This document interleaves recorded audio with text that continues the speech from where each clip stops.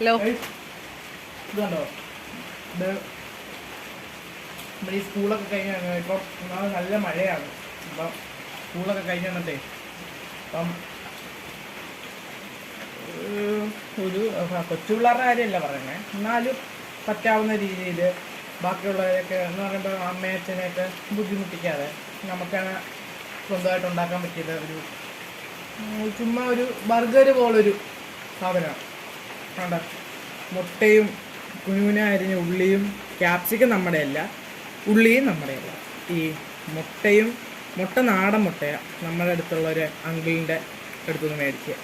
അപ്പോൾ മുട്ടയും നല്ല കറിവേപ്പിലയും തക്കാളി, നമ്മുടെ കുഞ്ഞ് തക്കാളി ഇട്ടിട്ടുള്ളത്, ആ തക്കാളിയൊക്കെ വെച്ച് ചെറുതായിട്ടൊരു മസാല പോലെ ഉണ്ടാക്കിയിട്ട് മുട്ടയൊക്കെ ഒഴിച്ച് അതിനകത്ത് വെച്ച് നല്ല മുരിഞ്ഞ ഈ ബണ്ണിനകത്തോ ബ്രെഡിനകത്തോ വെച്ച് കഴിക്കാം. അതിപ്പം സാധാ ബ്രെഡായ അത്രയും നല്ലത്, ബർഗർ ബണ്ണായ വലിയ ടേസ്റ്റ് കിട്ടത്തില്ല. ഇതിപ്പോൾ ഇച്ചിരി മധുരവും കിട്ടും, നല്ല എരിയും കിട്ടും. നല്ലൊരു സാധനമാണല്ലോ.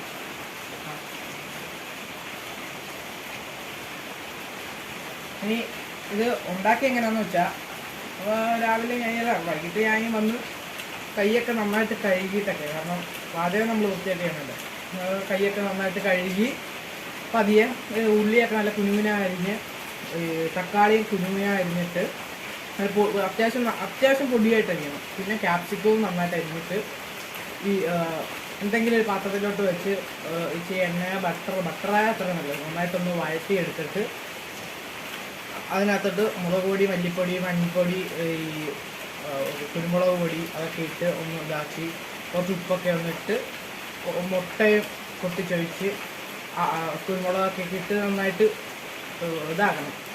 ഈ റോസ്റ്റ് ചെയ്യുന്ന പോലെ ഇങ്ങനെ ചിക്കി എടുക്കണം. എന്നിട്ട് അത്രേ ഉള്ളു. ഈ ബ്രെഡും ഇതും ബട്ടറിനകത്തുനിന്ന് ടോസ്റ്റ് ചെയ്തെടുത്തിട്ട് വെക്കുക, കഴിക്കുക. സിമ്പിൾ, പെട്ടെന്നാക്കാം.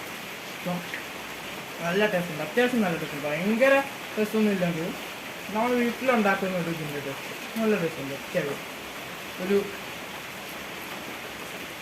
വൈകിട്ട് പെട്ടെന്ന് വന്ന് ഉണ്ടാക്കിയത് ചായയുടെ കൂടെ ആയാലും കഴിക്കാൻ പറ്റിയ നല്ലൊരു സ്നാക്സ് ആയിരുന്നു.